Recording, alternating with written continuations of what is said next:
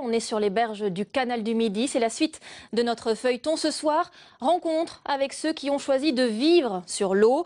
On les appelle les pénichards. Emmanuel Watt, Christine Ravier et Thierry Villéger ont rencontré le président de l'association toulousaine des usagers de la voie d'eau.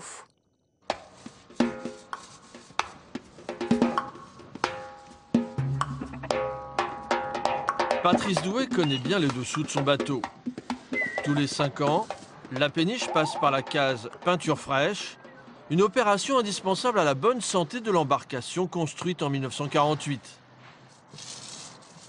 Si on ne fait pas le carénage au moins tous les 5 ans, s'il y a un problème de fuite ou quelque chose, et qu'on ne s'en aperçoit pas, ça va détériorer toute cette partie-là. Et dans 10 ans, si jamais on veut sortir dans 10 ans, on sera obligé de faire des grosses réparations, alors que là, on le voit plus rapidement. Le carénage est l'un des inconvénients à habiter sur l'eau. Autrefois, ce bateau de 30 mètres de long sur 5 mètres de large transportait du blé. Après 2 semaines en cale sèche, la péniche a rejoint son emplacement parmi les autres bateaux logements. Patrice Doué a acheté Opiniâtre dans le nord de la France. L'aventure démarre il y a 10 ans sur un coup de cœur en se promenant sur les berges du canal.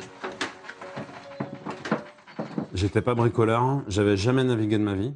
J'ai même pas loué une fois une pénichette pour faire Castelnaudary-Toulouse pour voir si ça nous plaisait ou pas à l'époque.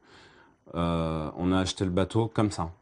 La coque a été raccourcie de 10 mètres pour pouvoir franchir les écluses du canal du Midi. Là, il faisait 40. Ils l'ont raccourci de là à là. Cette partie-là qu'ils ont enlevée. Ensuite, ils ont soudé l'avant et l'arrière.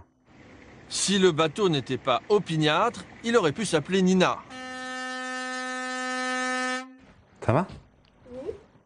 En aménageant lui-même la cale, Patrice Doué a laissé libre cours à son imagination. Ouais. Je suis la seule de l'école à habiter sur un bateau en fait. C'est un peu dur quand même à conduire le bateau parce qu'on a un gros volant, plus gros que les volants de camion.